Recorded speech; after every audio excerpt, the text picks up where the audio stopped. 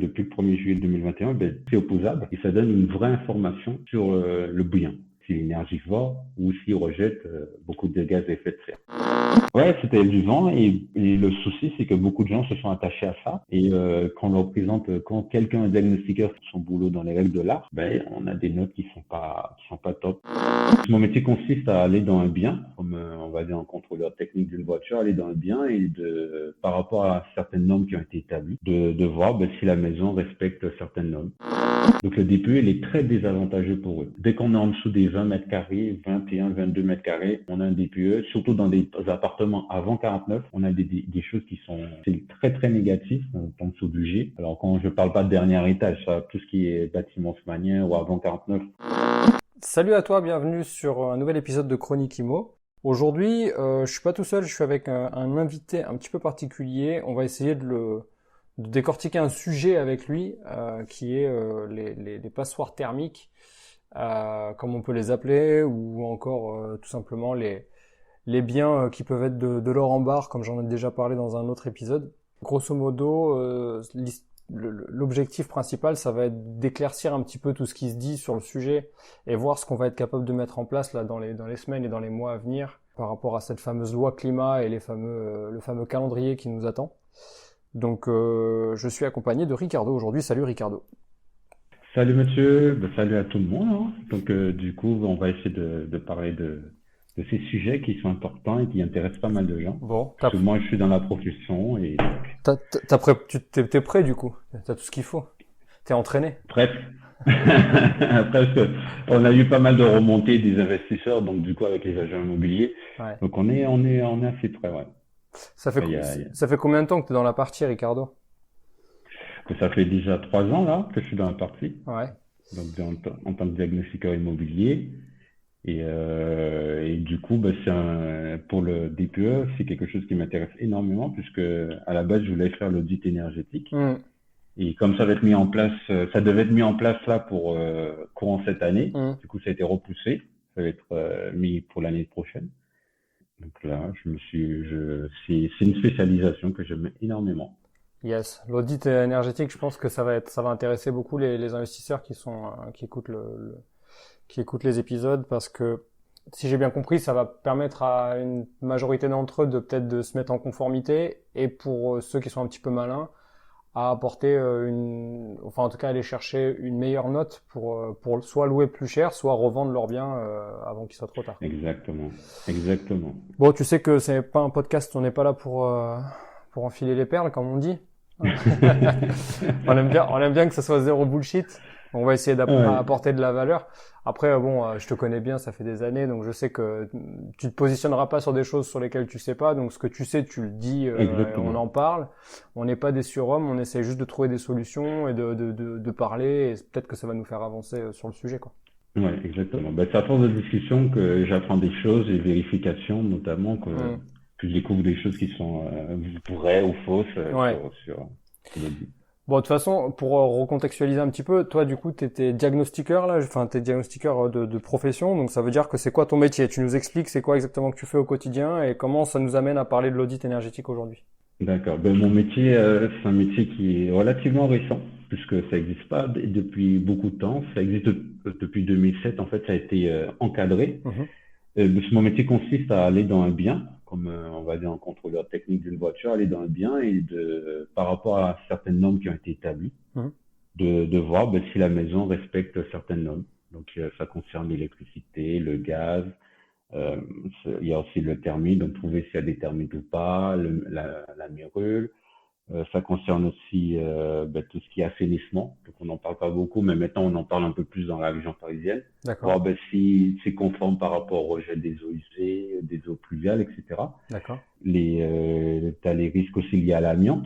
Donc du coup, ça fait un moment qu'on en parle. Donc nous on regarde par rapport à un bien s'il y a de l'amiante ou pas, pour expliquer aux gens qu'est-ce qu'il faut faire ou ne pas faire concernant tel ou tel matériau. D'accord. Donc il y a aussi le plomb, donc tout ce qui est peinture. Donc je précise bien peinture parce que beaucoup de gens pensent que quand on fait un diagnostic plomb, on regarde les canalisations au plomb, qui n'est pas totalement vrai. Voilà, c'est vraiment la peinture qui est recherchée à l'aide d'une machine qu'on a un analyseur plomb, qu'on vérifie s'il y a du plomb, une exposition de plomb peinture. Oui, oui, c'est Et deux après, choses ben, il y a différentes. plus, exactement. Après, il y a le fameux diagnostic performance énergétique qu'on appelle le DPE. Ce bon vieux DPE. Exactement, qui occupe beaucoup de gens dans leur esprit et à savoir ben, si leur maison, appartement est louable ou pas, Ouais. ou vendable dans cet état. Du coup, quels sont les retours? Merci déjà d'avoir pris le temps d'expliquer ce que tu fais et quel est ton quotidien. Donc du coup, ouais, on peut dire que tu es amené à connaître un petit peu tous les rouages d'un bâtiment, tous les Exactement. points de sécurité, les points de sensibilité d'un bâtiment, et Oui, que ton métier, c'est justement de les pointer pour soit les faire améliorer, soit en quelque sorte les dénoncer, c'est pas vraiment le mot, mais en tout cas les faire apparaître en évidence pour pouvoir faire quelque chose, quoi. ouais, exactement. Ouais. Après, c'est juste pour ajouter, c'est que nous, on fait ça, beaucoup de gens le savent, on fait ça dans le cadre de la vente ou de la location. Hmm, Après, il y a un cadre, j'en parlerai pas, des avant-travaux, avant-démolition. C'est un d'accord. côté plus professionnel, enfin, ça reste plus professionnel, c'est plutôt les professionnels qui nous appellent, bien que les particuliers peuvent le faire, mais ils le font pas systématiquement. D'accord. Et du coup, ben, même pour la location, on est amené aussi à faire des diagnostics, puisque depuis Bien sûr. 2018, pour louer un bien, Loi Hoguet, non?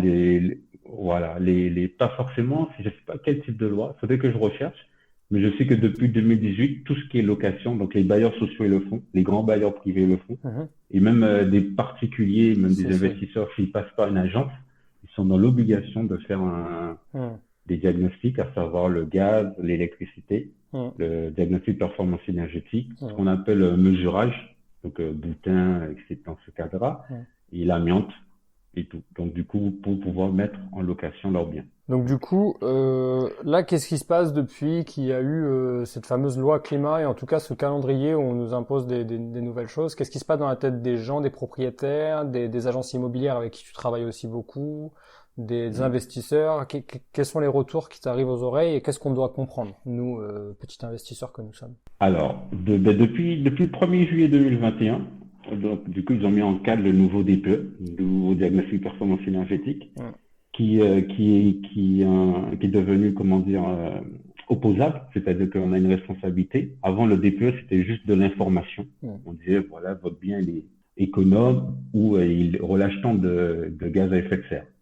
Ils ont changé cette méthode de calcul, qui fait que depuis le 1er juillet 2021, ben, du coup, c'est opposable et ça donne une vraie information sur le bien en question, s'il est énergivore ou s'il rejette beaucoup de gaz à effet de serre. Hmm.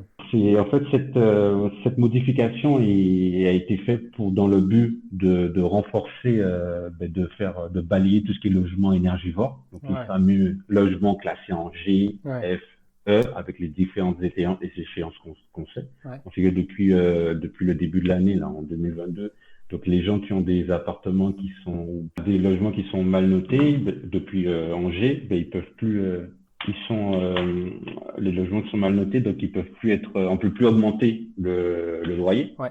donc depuis le début de l'année, et que en 2023, ben, il y a une interdiction qui va arriver sur certains types de logements, notamment ceux qui sont en G, Ouais. après 2028 pour les F et ainsi de suite. Ouais. J'ai cru comprendre qu'en fait, cette date du 1er janvier, c'était la date initiale et qu'elle a été repoussée et qu'au final, elle a été Exactement. revalidée qu'au 21 août, si je dis pas de bêtises. Exactement, puisque beaucoup d'acteurs ne sont pas encore prêts. Ouais. Et donc prêts par rapport ils sont pas formés ou il y a des informations qui manquent. Ouais. Donc, tout ça va être précisé pour Mais à mon pouvoir avis, permettre. à mon avis, c'est plutôt les institutionnels qui étaient pas prêts. Parce que Ouais, exactement. les privés, prêts ou pas prêts, généralement, on leur demande pas trop leur avis aux investisseurs privés. Mais les C'est clair. institutionnels, tu vois, je pense notamment aux bailleurs sociaux, Ouais, 3F, etc. Eux, ils ont des milliers et des milliers de logements, pour certains ouais, qui ont 50, 60, 70 ans, et qui ouais. sont, à mon avis, qui sont très mal classés. Et je pense que c'est plus eux qui étaient pas prêts, parce que c'est eux qui peuvent chuchoter à l'oreille du gouvernement. En réalité, nous, les privés, Oui, c'est je ça vois le pas trop truc. ce qu'on peut Ouais. faire, quoi. Toi, Ouais. si avec beaucoup d'objectivité, c'est quoi, toi? Tu penses que c'est une bonne mesure? Tu penses que est-ce que tu es capable de dissocier le fond et la forme? Est-ce que tu t'es d'accord avec cette mesure? Dans le fond, je trouve, dans le fond, je trouve que c'est une bonne mesure, puisque du coup, ça permet d'avoir des logements, on va dire, qui il y a un confort, il y Hmm. a, Un le meilleur but, c'est parc, de un se meilleur dire, parc immobilier en un meilleur France. parc immobilier, de se dire, bon, ça permet aux gens, déjà, depuis la mise en loi du fait d'avoir des diagnostics pour la location, Hmm. on arrive, nous, en tant que diagnostiqueurs, à déceler des logements qui sont insalubres. Il y a même des villes qui, par rapport à nos diagnostics, donnent des permis à louer. Hmm. Moi, j'ai eu le cas où il y avait un logement qui était limite insalubre. Hmm. Et la personne, ben, si le DPE, il n'y avait pas une certaine norme, si les normes électricité n'étaient pas respectées, Ouais. elle ne pouvait pas louer ce Ouais. bien. Ah, Donc, du j'en ai coup, moi des permis de louer dans les communes où je suis, voilà. où j'ai des Voilà. Ouais. Nous, on en a moins en région parisienne, ouais. dans là où je suis, mais il y a certaines villes qui commencent à jouer le jeu et du coup, qui obligent ça. Et donc, ça permet d'augmenter, d'améliorer le parc Ok, locatif et d'éviter d'avoir ce qu'on appelle des marchands de sommeil bien sûr, bien sûr. pour ça. On connaît trop Voilà. bien, on connaît trop bien ça. Enfin, moi qui ai grandi en région parisienne, dans des HLM et dans des, enfin bon, moi je suis un peu comme toi. Je pense que sur la forme, Ouais. c'est bien. À un moment donné, Ouais. ceux qui n'ont pas connu la misère de vivre dans un appartement qui est mal isolé, ils savent pas de quoi on parle. Voilà, exactement. Le logement qui est décent, où il n'y a pas de problème d'humidité, où quand tu chauffes, ben, tu mets le Hum, radiateur en route et t'as chaud et pas hum, froid. hum. Ouais. Mais sur la forme, Mais- alors du coup, est-ce que ça fonctionne? Est-ce que c'est bien ficelé? Enfin, j'ai l'impression que ils repoussent les dates tout le temps. Ouais. Oui, ouais. Déjà, nous, déjà, le 1er juillet, on a eu le démarrage, le 1er juillet 2021, on a eu le démarrage pour le nouveau DPE. Il y a eu quand même des couacs, puisque du coup, il y a eu comment dire, une modification qui a été faite, Hum, parce qu'il y a eu des remontées de différents diagnostiqueurs, notamment nous, qui disaient qu'il y avait des choses qui n'étaient pas cohérentes. mhm. Donc, ça a été changé, ça a été modifié, je crois, 2 fois, donc en octobre et en novembre Ok. et tout. Donc, c'est bien. Après, sur la forme, ben, techniquement, pour certains, ils disent qu'il manque encore de la formation. Donc, je trouve que globalement, tous les diagnostiqueurs qui le font, qui sont sensibilisés à ça, sont bien formés. Ouais. Les gens qui sont moins bien sensibilisés, ce sont peut-être je dirais pas les bailleurs sociaux ou privés, je dirais peut-être les agents immobiliers. Ok. Parce que du coup, ils s'attachent ben, quand il y a un ancien logement qui est en D ou E, ils Ouais. s'attendent à ce que ce soit la même note. Et du coup, qu'on leur annonce certaines notes, ils sont dans l'incompréhensible, ils ont l'incompréhension, Ouais. ou, euh, ou même le propriétaire, il dit, mais je comprends pas, j'ai fait un diagnostic pour un tel type d'appartement, j'avais telle note et aujourd'hui je me retrouve avec telle note et Ouais. pour lui, c'est un Tu peux, réel impact. tu peux expliquer. Moi, je sais pourquoi la note est différente. Même si Ouais. elle n'était pas mauvaise, maintenant elle est différente. Mais je sais pourquoi. Est-ce que tu peux réexpliquer pourquoi maintenant il y a une différence dans la méthode? Alors, il y a une différence parce qu'il y a plus de choses qui sont prises en compte. Avant, ben, je peux prendre le cas typique d'un logement qui était dans le collectif, Mhm. donc avec du chauffage collectif. Mhm. Ce qu'on faisait, c'est qu'on prenait les charges de la personne à l'année Mhm. et qu'on avait les tantièmes de l'eau, donc ce qu'on voit dans les charges de copro ou Mhm. dans les titres de propriété. Et par rapport à ça, on multipliait, enfin, on déduisait comment dire, la consommation énergétique Ouais. de l'appartement. Eh oui. Donc, du coup, on avait des notes qui étaient en fonction de la copropriété, on avait des notes qui n'étaient pas vraiment, entre guillemets, dégueulasses. Ouais. Il y avait des fois sur des bâtiments il n'y avait aucune isolation, etc. Tu pouvais te trouver avec du D, etc. Ouais. Et Le même fait dans de des, tirer une moyenne d'un ensemble immobilier, ce n'est pas vraiment en accord avec la avantageux. réalité, quoi. Ouais. Voilà, c'était pas la réalité, etc. Après, c'était à titre informatif. Donc, du coup, les informations qu'on nous transmettait n'étaient pas les plus précises possibles. Mhm. Donc, du coup, ce que je retrouvais, c'était si la personne t'a annoncé, on n'avait pas l'obligation de mesurer un appartement ou une maison. Mhm. Donc, si on pouvait trouver, quelqu'un nous disait, oui, ma maison fait 60 mètres carrés, on vérifiait pas forcément. Ouais. Je le dis, hein, c'était avant l'ancienne méthode. Ouais, ouais. On vérifiait pas forcément et du coup ben on avait des notes qui étaient tout était informatif, c'était selon les données du propriétaire et Ouais, ce ouais. sens s'estimait. Mhm. Après aussi tu as un autre cas, c'est les maisons ou appartements avant 49. Mhm. Donc là on ne se basait que sur la consommation quand c'est de l'individuel, donc je parle de la personne a une chaudière ou un type de chauffage, d'éléments de chauffage individuel. Donc on se basait que sur sa consommation. Et donc, on avait des incohérences, puisque si une personne n'était présente que 3 à 6 mois dans l'année, Ouais.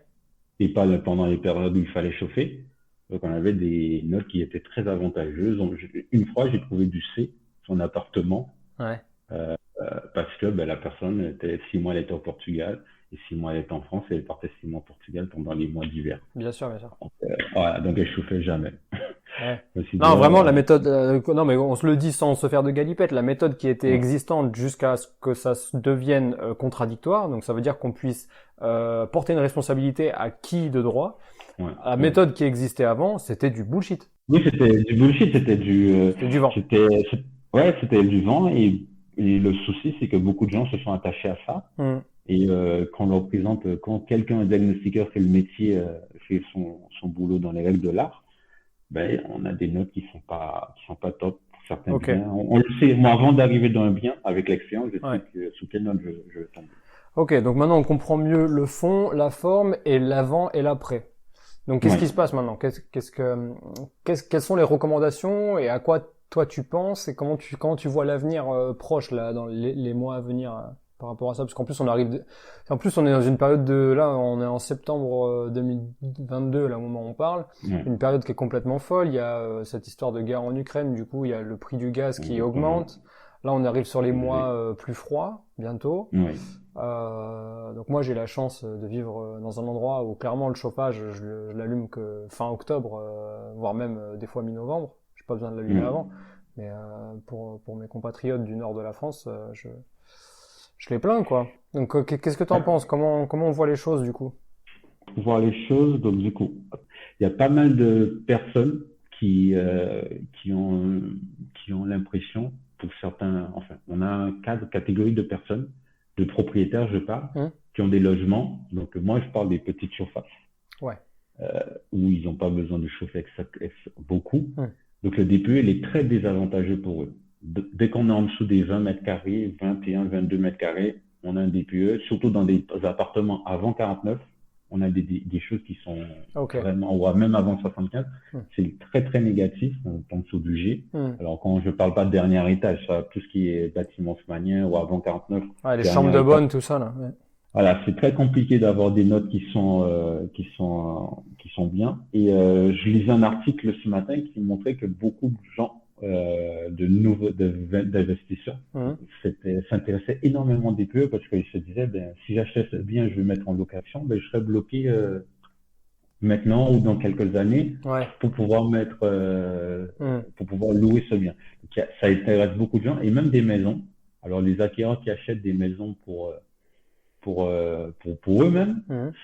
sont très intéressés par le DPE. Ouais. Parce que nous, en fait, la loi a été faite de telle sorte que le nouveau DPE, il est mis en place quand on le fait pour les nouvelles maisons, les gens qui mettent en vente leurs biens à partir de maintenant. Ouais. Mais s'ils ont un ancien DPE, imaginons, tu as fait ton DPE en 1er juin 2021. Ouais. Donc, techniquement, ton DPE, il est Il valable en est toujours 2024. valable, ouais, ouais, ouais. Il est toujours valable.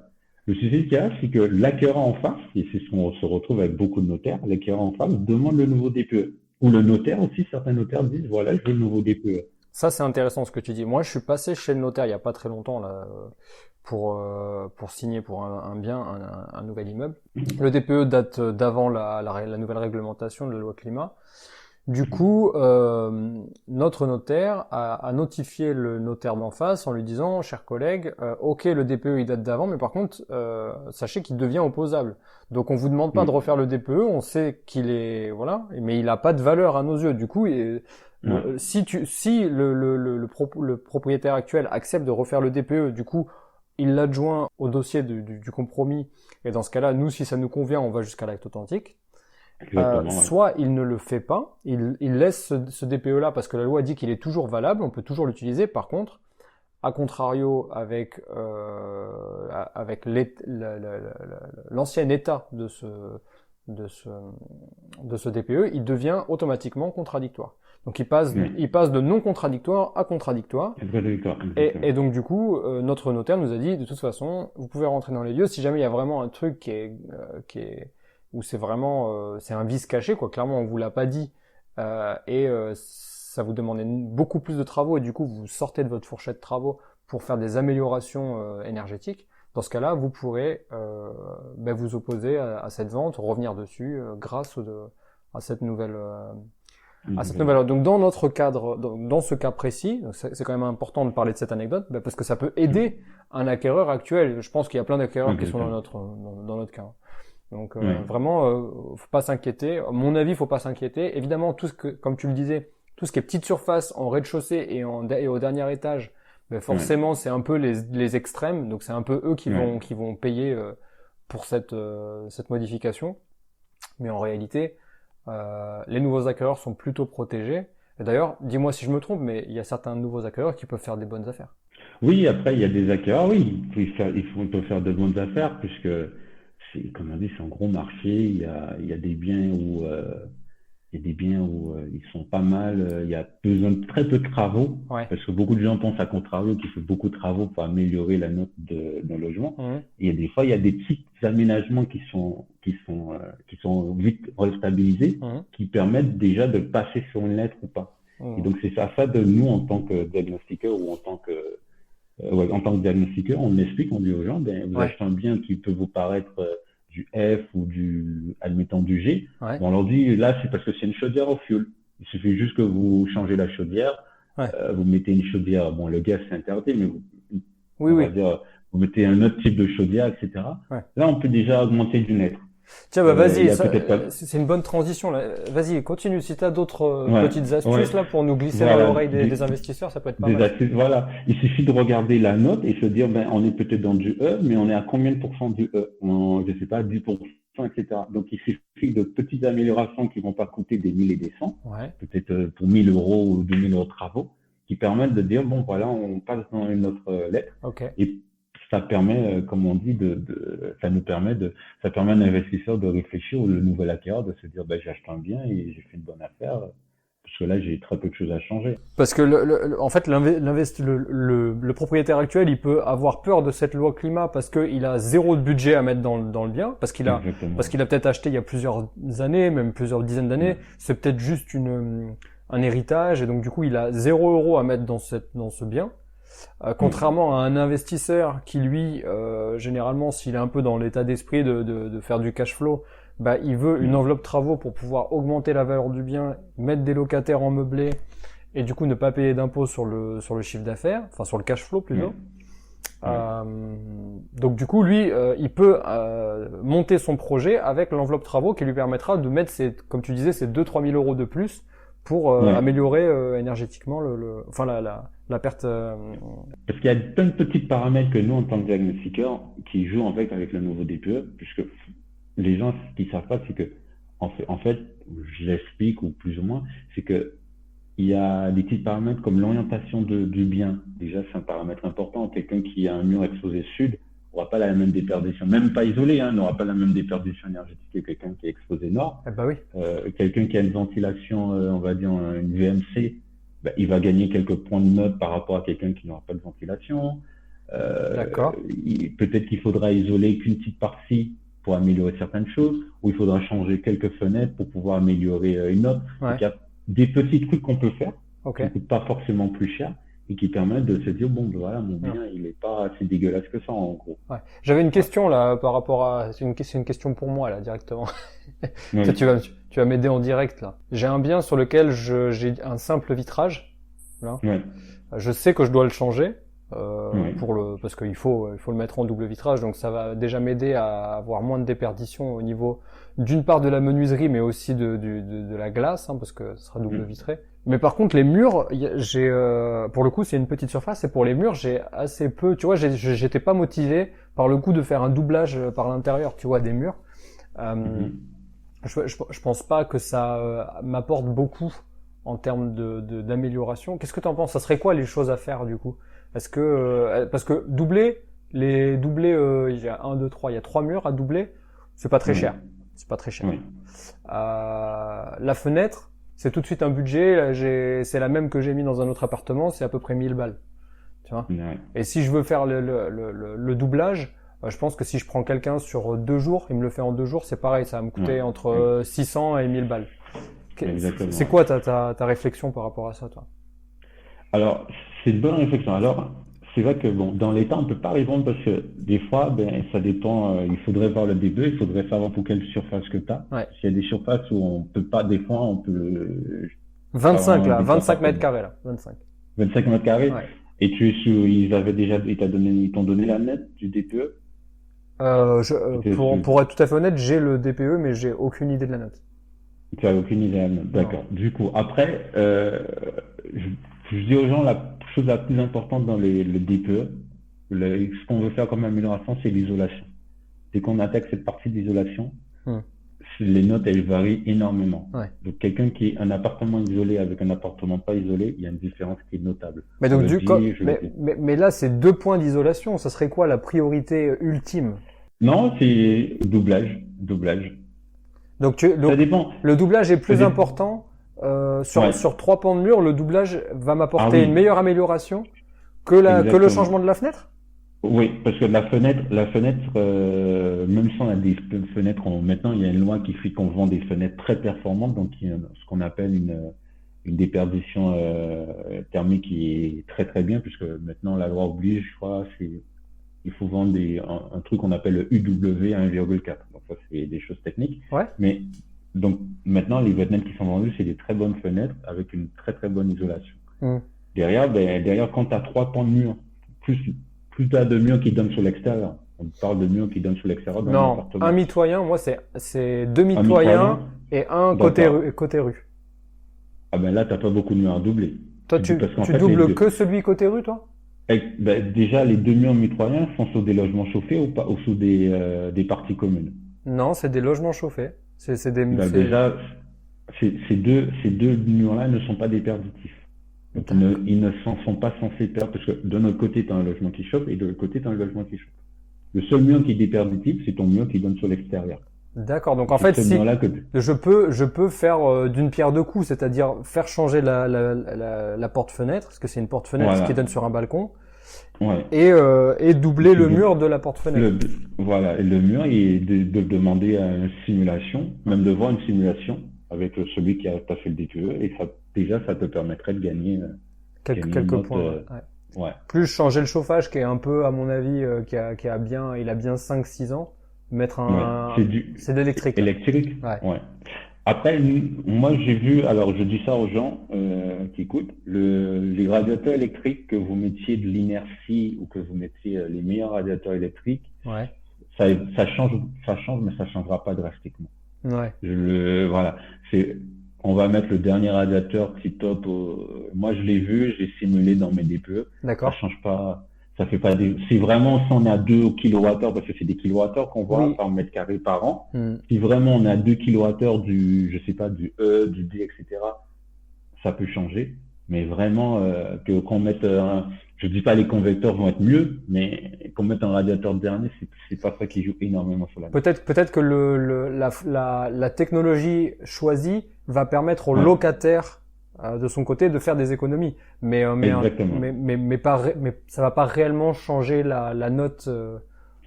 Ça, c'est pas quelque chose, un point par rapport à l'isolation où vraiment on voit que c'est net C'est drastique, ouais, que ça les marche. radiateurs. Ok. Ouais. Moi, j'ai fait plusieurs simulations avec des radiateurs, Ouais. que je mette des convecteurs, que je mette les convecteurs, ce seront les moins bien notés, on s'entend bien. Ouais, ouais, Mais bien sûr. qu'on mette un radiateur à inertie sèche, on mette un radiateur à inertie fluide, Ouais. pour ceux qui ont le liquide voilà, ou avec les plaques dedans, ça change pas énormément la note. D'accord. Voilà. Et même le ballon aussi, parce qu'il y a beaucoup de choses aussi. Alors ça, c'est un petit point que j'ai pas dit. Mais des fois, le ballon, il y a des gens qui mettent des ballons, enfin, dans des biens, j'ai trouvé des ballons trop grands. Et des fois, mettre un ballon un peu plus petit, mettre en 50 litres dans un petit appartement, Ouais. ça change aussi la note du DPE. Bah attends, tu rigoles ou quoi? Tu sais combien ça Drastiquement. consomme le ballon d'eau chaude, le Cumulus? Ça consomme. Si c'est Ouais. clair que si t'as un Ça studio et peut- que tu mets si t'as un studio et que tu mets plus que 150 litres, t'es stupide. Voilà.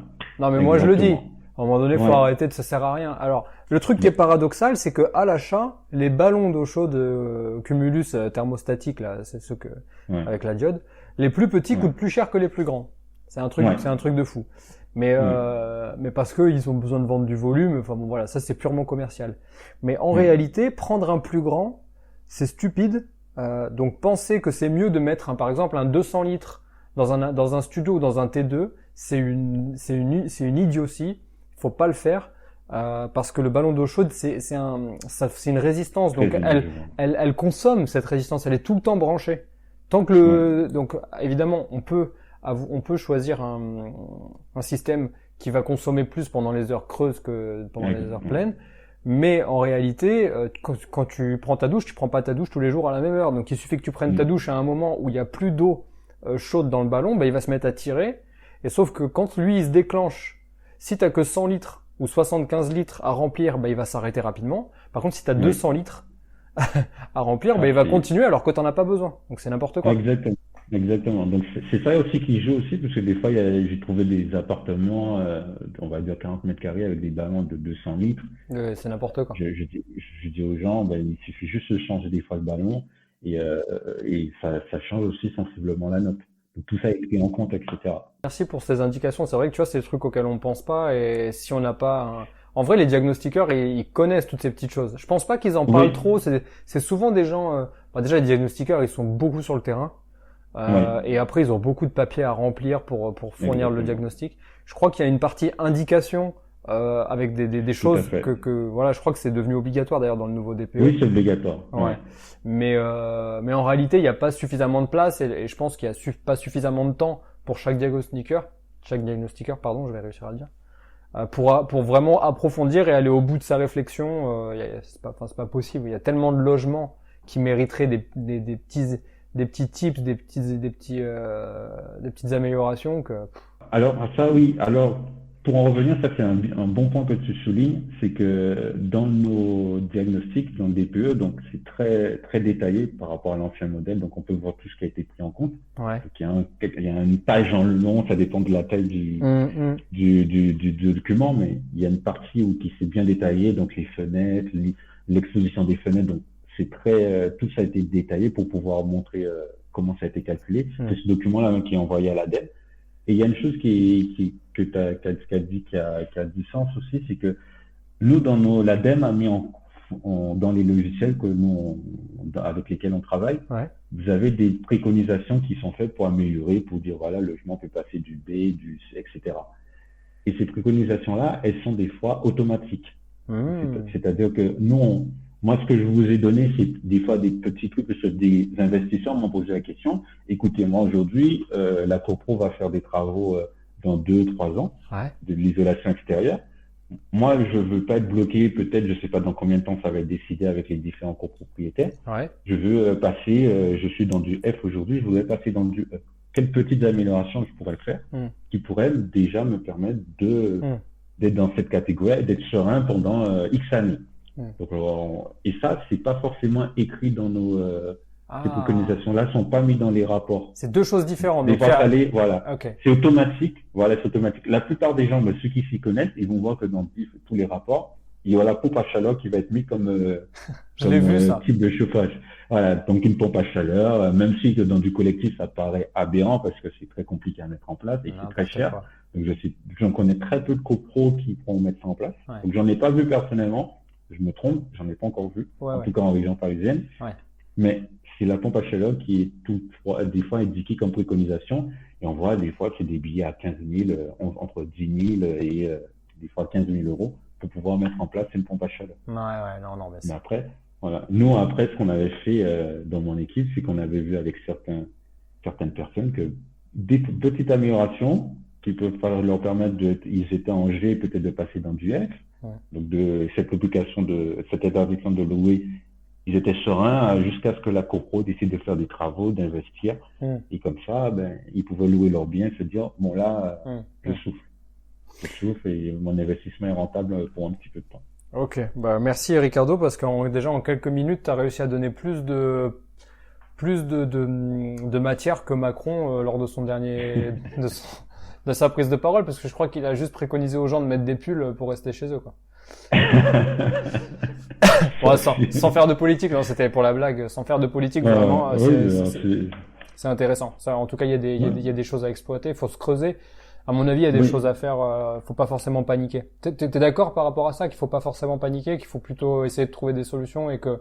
Oui, il y a des solutions pour tous les types de DPE. Il y a des solutions, il faut juste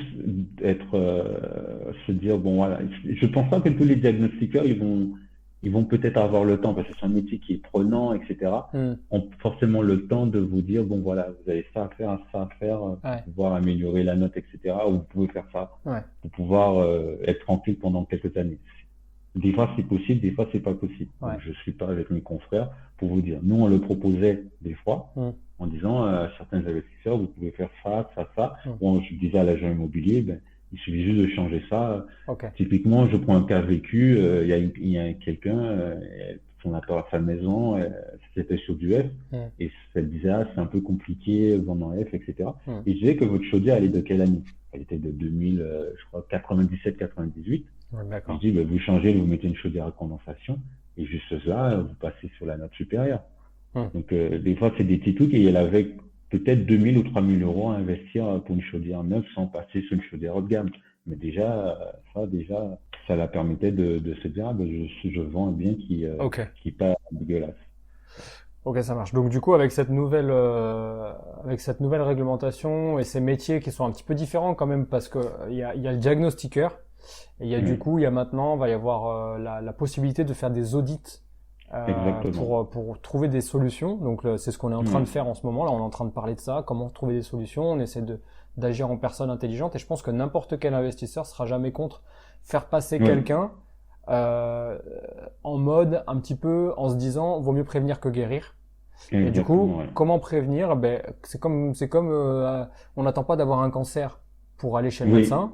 On va faire une coloscopie, c'est pas forcément agréable, on se fait un peu trifouiller. Mais si on a des métastases ou si on a quelque chose, au moins on va le voir et on essaie de traiter le sujet. Ou en tout cas, si tout va bien, ben tout va bien et tant mieux. Donc du coup, moi j'aime bien cette comparaison du cancer, de la maladie, parce que je me dis que là, on en entend de plus en plus parler. Il y a des personnes du coup qui vont sortir du régime du diagnostiqueur pour rentrer dans le régime de l'auditeur, de l'audit. Et ils vont pouvoir se mettre à auditer des particuliers et des professionnels et des institutionnels s'ils le souhaitent, etc. Peu importe, chacun va se nicher dans ce qu'il préfère. Je crois que toi t'as envie d'aller aussi dans cette direction. Enfin, si tu veux, tu nous en parles. Sinon, tu nous en parleras plus tard dans une autre émission. Oui, j'en parlerai plus tard. Pour l'instant, c'est pas encore clair. Même moi, j'ai des informations à prendre avant de vous dire. Bah, en tout cas, je préfère pas m'avancer et de faire. Je suis déjà en train de rechercher une formation et voir ce qu'il nous explique par rapport à cette mise. Je pense que parce que ça, c'est vraiment un métier qui est en train de se structurer. Et je pense que ceux qui vont se placer dans peu de temps, ils vont déjà d'une part être dans un tout nouveau métier, donc je pense qu'ils vont avoir beaucoup de demandes. Et secondo, ils vont aussi permettre au marché des particuliers, et donc du coup pas des institutionnels, de s'améliorer. Parce que là, en réalité, si on attend qu'après les ventes pour faire des nouveaux DPE et donc d'essayer de trouver une solution, et que ce soit les nouveaux acquéreurs qui mettent en place les travaux, en fait, on va attendre, entre les 3 mois pour avoir son prêt, les 2 mois où tu fais rien parce que les entrepreneurs sont pas dispo, et ensuite les 2, 3, 4, 5, 6 mois, 1 an de travaux pour améliorer l'habitat. En réalité, le marché français, le patrimoine immobilier français, il va rester tel quel pendant 2 ans. Il va pas bouger. Donc là, donc non, je pense que les auditeurs, ils vont avoir du pain sur la planche. Pour aller. En fait, en gros, juste pour revenir là-dessus, je le réexplique. Pour toi, dis-moi si je me trompe, Ricardo, mais en gros, l'auditeur, il va faire quoi? Toi, admettons, t'es propriétaire d'un bien, t'as pas envie de le vendre, mais t'es inquiet par rapport à ces fameuses notations du DPE. Ton DPE, il est tellement vieux que de toute façon, il est plus valable, ou que même, peu importe, t'as un des locataires en place, et t'as pas envie que tes locataires, ils commencent à venir te dire, oui, je vais pas payer mon loyer parce que machin truc ou quoi. Tu peux envoyer un auditeur, enfin, une boîte d'audit, qui va venir et qui va faire, grosso modo, comme le diagnostic, mais qui va personnaliser, les recommandations pour ton bien, et non pas faire un truc automatique comme tu nous l'expliquais tout à l'heure. Et donc ça, je trouve ça quand même assez fort. Et du coup, ça transfère la responsabilité sur les épaules du propriétaire bailleur, mais en même temps de lui apporter cette responsabilité, ça matérialise vraiment ce qu'il doit faire. Parce que là, jusqu'à présent, on nous dit, ouais, si vous êtes mal noté, vous allez arrêter de louer, ou en tout cas, on va geler les loyers. Mais en gros, on nous dit le quoi, le pourquoi, mais on dit pas le et on ne comment. dit pas comment faire. Ouais, tout à fait. C'est ça le problème de c'est ça la problématique que j'ai rencontrée énormément sur le terrain. Hmm. C'est que beaucoup de gens, mais ils sont restés sous cet aspect, j'ai un logement qui est énergivore, etc. Ouais.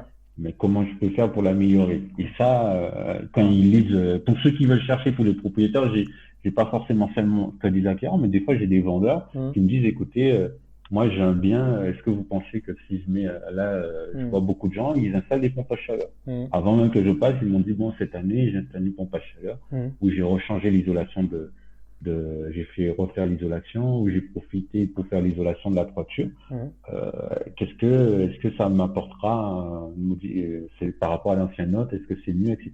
Et leur dit oui, c'est tant mieux, ils ont anticipé C'est avant de bien. vendre. Ouais. Ils se sont dit voilà, je l'ai fait pour pouvoir me dire je suis serein. Hmm. Donc ça, c'est déjà un petit plus. Et c'est ce qu'on rencontre aussi, c'est beaucoup de gens, ils s'interrogent, ben, ils se disent voilà, mon logement est mal noté, et déjà ils voient ça, Hmm.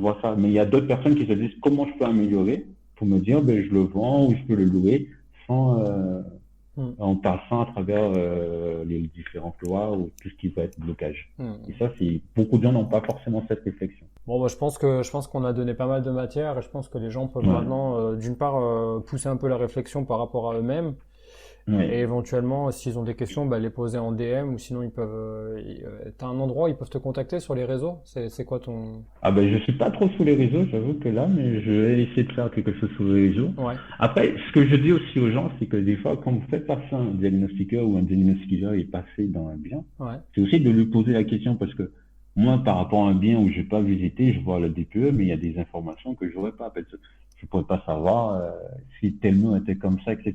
Eh ouais. Donc, des fois, c'est de se dire, ben, on en parlait avec certains diagnostiqueurs, avant de se dire oui, le diagnostiqueur, ben, il a pas, je suis pas d'accord avec la note qui a été donnée, etc. Ben, d'essayer de prendre attache avec lui, de se demander, Hmm. de lui poser des questions, voilà, il y a un bien, il y a ça, ou des fois d'avoir des informations, puisqu'il y a des informations qu'on n'a pas, Hmm. puisque nous, qu'on va faire un bien, on peut pas casser les murs. Hmm. Il y a une maison, je prends le cas, un appartement, une maison qui a été rénovée, qui a été conçue avant 70, 75, Hmm. on peut pas savoir quel doublage a été mis. Et donc, si la personne nous apporte les factures ou nous apporte des informations, là, on peut améliorer ces notes-là ou on peut discuter en disant, ah oui, ces informations-là, je les avais pas, vous me les avez pas données dans la visite, je les ai, etc.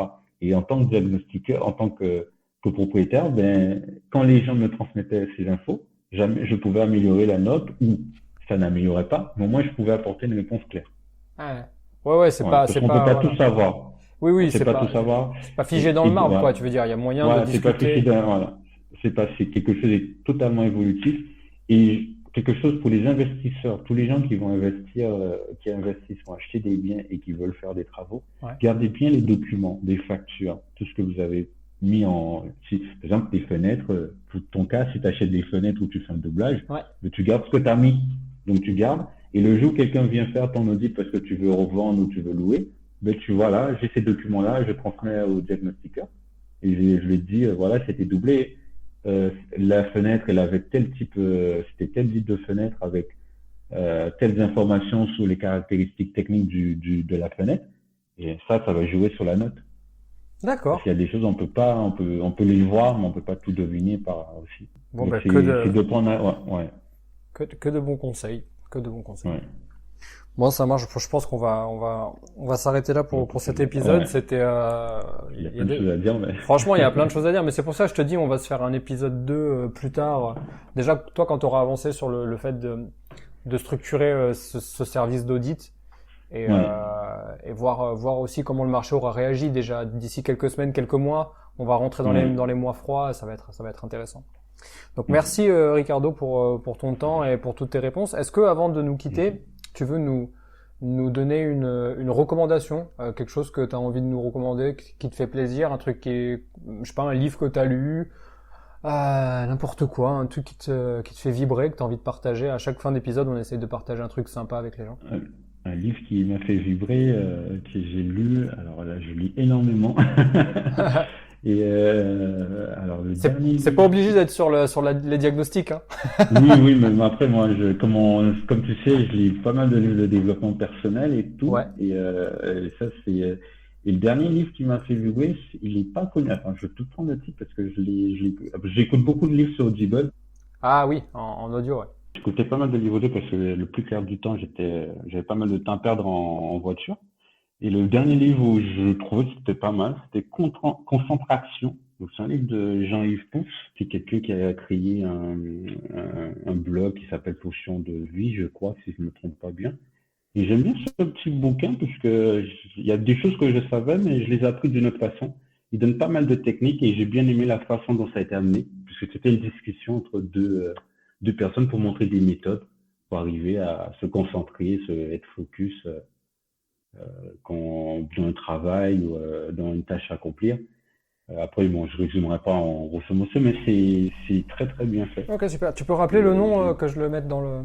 C'est concentration. Concentration. Donc, concentration. Ah, Donc, c'est pas concentration, ok. concentraction. Ok. Voilà, de Jean-Yves Ponce. Des gens, ils se pensent, ok, Donc, ça marche. ouais, je lisais sur Audible. Je le connaissais il y a quelques années. Et là, j'ai eu l'envie de lire ce livre-là. Et C'est le livre en deux. il est puissant, quoi. Ça te parle. Bah, je trouve bien parce qu'il y a des techniques, parce que bon, quand on écoute des fois des livres de développement personnel, il y a plein de choses qu'on fait, mais il redonne des astuces, des choses comme ça qui ont été vues et ça fait sens sur plein de choses et la façon dont c'est amené, c'est différent. Ok. Et j'aime bien cette façon. J'ai bien aimé. C'est juste ça. Bon, bah super. Voilà. Ricardo, merci. Merci pour ton temps et pour tous Mais, ces éclaircissements. je t'en prie. Je vous en prie. À bientôt. À bientôt.